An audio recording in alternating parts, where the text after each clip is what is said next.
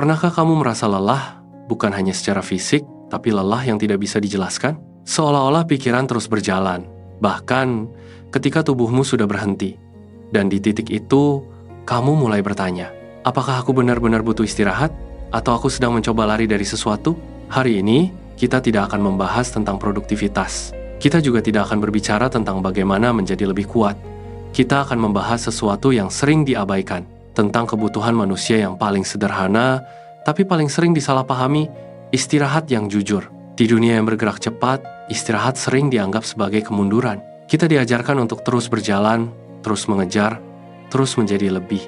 Dan tanpa sadar, kita mulai mengukur nilai diri dari seberapa banyak yang bisa kita tahan. Namun, secara psikologis, manusia bukanlah sistem tanpa batas. Otak kita memiliki kapasitas kognitif yang terbatas. Emosi kita memiliki ambang. Dan ketika batas itu terus dilampaui, yang muncul bukan kekuatan, melainkan kelelahan yang perlahan mengikis makna hidup itu sendiri. Masalahnya bukan karena kamu lemah. Masalahnya adalah kamu terus berjalan tanpa pernah benar-benar berhenti. Yang jarang disadari adalah ini.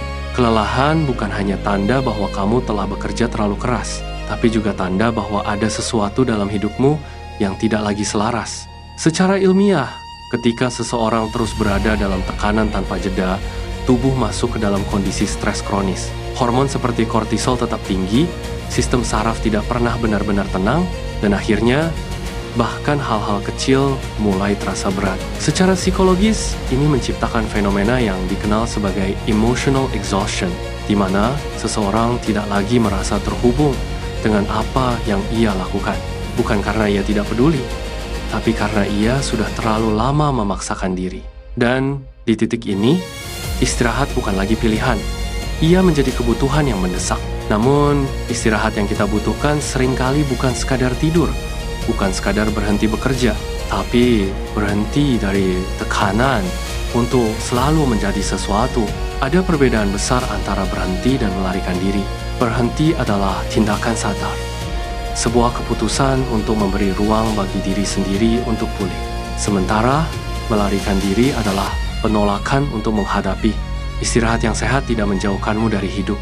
Ia justru mengembalikanmu pada kehidupan yang lebih utuh. Dalam banyak tradisi pemikiran, termasuk perspektif religius, istirahat bukanlah kelemahan. Ia adalah bagian dari keseimbangan. Manusia tidak diciptakan untuk terus-menerus berada dalam tekanan. Ada ritme antara bergerak dan diam, antara berusaha dan menerima. Dan ketika ritme itu rusak, hidup mulai terasa berat, bahkan tanpa alasan yang jelas. Mungkin kamu tidak benar-benar ingin menyerah. Mungkin kamu hanya ingin berhenti sejenak tanpa merasa bersalah, tanpa harus menjelaskan pada siapapun, tanpa merasa tertinggal. Karena terkadang yang kamu butuhkan bukan solusi, tapi ruang. Ruang untuk bernapas, ruang untuk memahami apa yang sebenarnya kamu rasakan. Jadi, saat kamu merasa butuh istirahat dari segalanya, mungkin itu bukan tanda bahwa kamu kehilangan arah. Mungkin itu justru sinyal paling jujur dari dirimu, bahwa sudah waktunya untuk kembali mendengarkan. Dan pertanyaannya bukan lagi, haruskah aku terus maju? Tapi, apa yang sebenarnya sedang mencoba dikatakan oleh kelelahan ini? Jika kita mendengarkan lebih jauh, kelelahan seringkali bukan berasal dari banyaknya hal yang kita lakukan, tetapi dari konflik batin yang tidak pernah benar-benar kita akui. Dalam psikologi, ada konsep yang dikenal sebagai cognitive dissonance, sebuah keadaan di mana tindakan kita tidak lagi selaras dengan nilai atau kebutuhan terdalam kita. Kita terus menjalani rutinitas, memenuhi ekspektasi, mengejar target, namun di dalam ada bagian dari diri yang diam-diam menolak. Konflik inilah yang menguras energi secara perlahan. Bukan karena kita tidak mampu, tetapi karena kita terus bergerak ke arah yang tidak sepenuhnya kita yakini. Dan menariknya, tubuh seringkali lebih jujur daripada pikiran. Ia memberi sinyal melalui kelelahan, kehilangan motivasi, bahkan rasa hampa, sebagai cara untuk mengatakan ada yang perlu diperhatikan. Istirahat dalam konteks ini bukan sekedar jeda dari aktivitas. Ia adalah proses kembali menyadari apa yang benar-benar penting, menyadari apa yang selama ini diabaikan, dan mungkin menyadari bahwa tidak semua hal harus dipertahankan. Secara neurologis, saat kita berhenti dari stimulasi yang terus-menerus, otak memasuki kondisi yang disebut default mode network, sebuah keadaan di mana kita mulai memproses pengalaman, merefleksikan diri, dan membangun kembali makna. Inilah alasan mengapa keheningan terasa tidak nyaman bagi sebagian orang, karena di dalam diam, kita tidak lagi bisa menghindar. Namun justru di sanalah kejelasan mulai muncul. Maka mungkin istirahat yang kamu butuhkan bukanlah menjauh sejauh mungkin, tetapi mendekat perlahan pada dirimu sendiri. Bukan dengan memaksa menemukan jawaban, tapi dengan memberi ruang untuk bertanya. Apa yang membuatmu lelah? Apa yang sebenarnya kamu pertahankan? Dan jika kamu berhenti sejenak, apa yang akan kamu rasakan? Tidak semua pertanyaan harus dijawab hari ini. Tidak semua arah harus ditentukan sekarang. Kadang, cukup dengan berhenti tanpa rasa bersalah, itu sudah menjadi awal. Karena pada akhirnya, istirahat bukan tentang menjauh dari kehidupan, melainkan tentang kembali dengan cara yang lebih utuh. Dan mungkin, di antara semua hal yang kamu kejar, ada satu hal yang selama ini kamu lewatkan. Dirimu sendiri yang diam-diam menunggu untuk didengarkan. Ketika kamu mulai mendengarkan kelelahan itu, sesuatu yang halus biasanya ikut muncul. Bukan jawaban yang tegas, tetapi arah yang terasa lebih jujur. Bukan tentang perubahan besar yang dramatis. Seringkali justru tentang penyesuaian kecil yang selama ini tertunda. Mengurangi sesuatu yang tidak lagi perlu. Mengakui batas yang selama ini diabaikan.